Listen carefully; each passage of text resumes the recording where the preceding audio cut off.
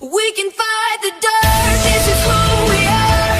There's a new light coming. Finally heading up, finally waking up to who we are becoming. Open your eyes.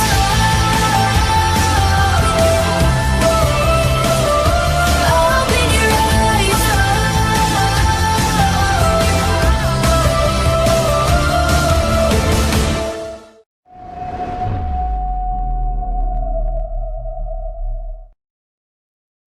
Hey guys, welcome back to another video.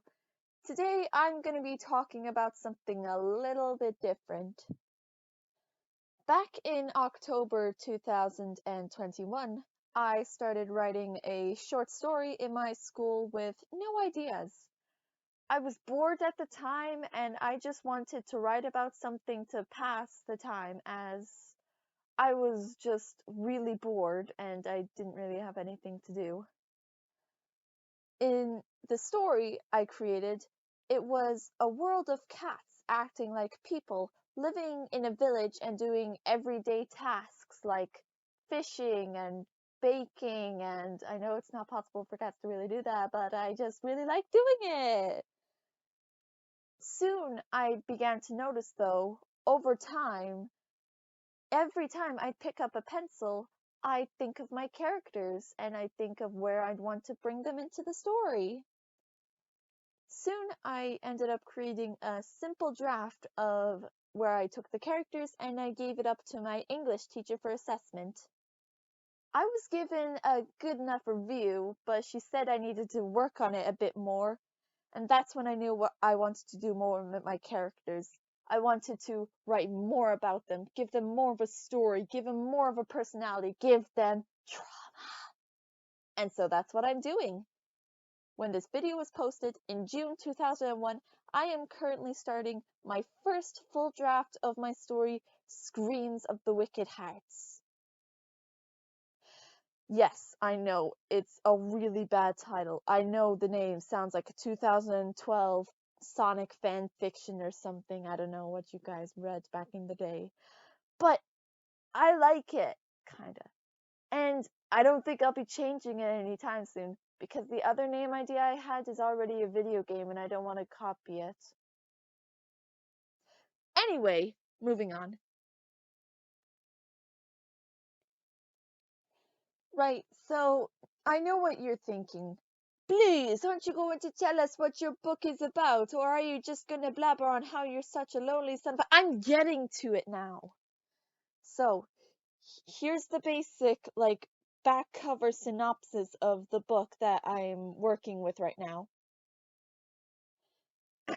Just gotta put on a narrator voice, hang on. Across the land, villages consisting of cats have lived peaceful lives, trading with each other and using the seas for their advantage. But the forest they all fear has a darkness lurking within it. Suddenly, communication is cut between the villages, and anyone who ventures beyond the borders are lost forever.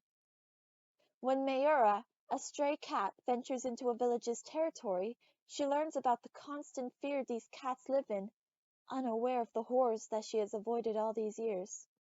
Together with her new friends, Mayura must fight an unimaginable enemy to save the final village from awaiting doom, or will she be corrupted by the awakened evil herself?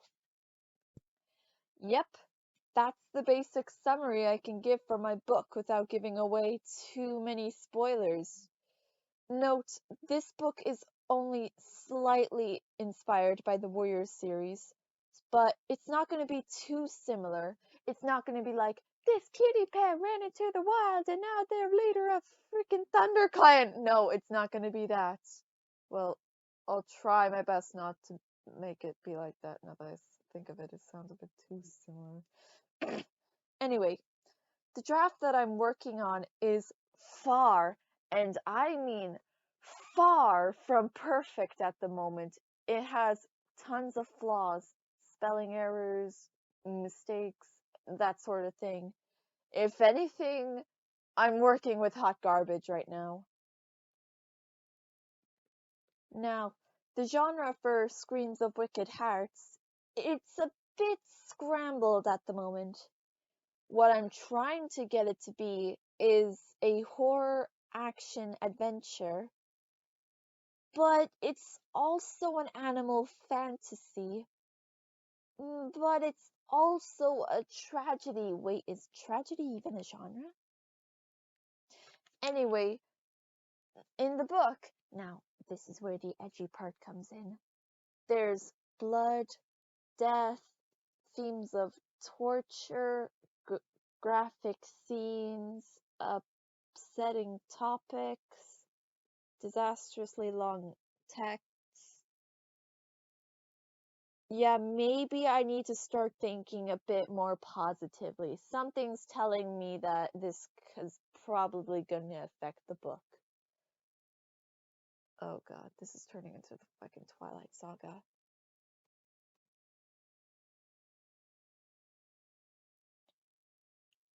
Now, we finally get to talk about the part that I love the most when it comes to writing short stories. Characters. I know it sounds like a pretty basic thing to like, but come on! Characters are what build the story, what make you interested.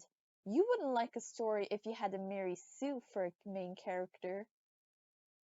That's why I left for Omen of the Stars. Anyway, there are a lot of characters in my book, and when I say a lot, I mean a lot, to the point where I think I have too many because I am obsessed with making so many characters. As you heard in my synopsis, the main character is a stray she-cat called Mayura. In context of the story, a stray cat means a cat who does not live or belong to a village. Due to hostile attacks, they are often seen as violent and selfish. Mayura certainly shows her fighting spirit in her introduction, tackling several other characters head-on and winning. Now, here's some of the other characters that will be appearing quite a lot in my story. I can't reveal any much more than to Mayura at the moment because, well, spoilers. This is only a preview video. I can't really be giving you all the details, like how she— wait, and no, stop talking. Octavia is a certified owl trainer and a healer in training. She's one of the first cats to welcome Mayura into the village and is overall a very kind and friendly character. Alden is another character who has an important role in the story. He's the deputy mayor, but is very shy and emotional. He's the only cat in the village able to communicate with Amita, but he can be very secretive about it, to the point where no one knows she actually existed because he doesn't say anything. I am giving away too many spoilers. He's a quiet but very supportive character in our team and will put himself in harm's way to protect his friends. Layla, however, is not as kind-hearted as Alden. Layla is the villain of the story. She's a sarcastic and brutal she-cat with a sharp mind. She owns the amulet of the Fox Guardian, a sacred and powerful piece. She uses it in both combat and torture. Her sidekick, Vivian, however, is not as dark as Layla. Vivian is a quiet but emotionless character. She used to be cunning and cheerful, however, before she met Layla. I'm not going to give much more away about her. Okay, no. I guess I kind of have to talk about Amita now because I already said her name.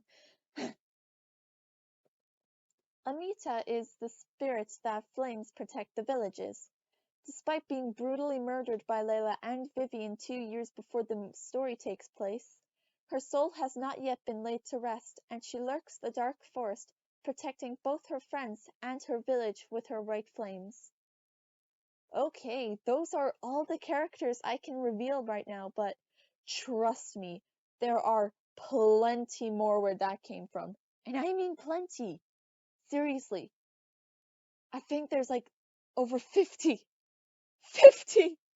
Someone stop me. So, that's all I've got for you guys today. If you like the idea, or if I add least got you interested, please tell me in the comments what you think. I'm going to be doing a lot of content of my book because it's a very personal project to me.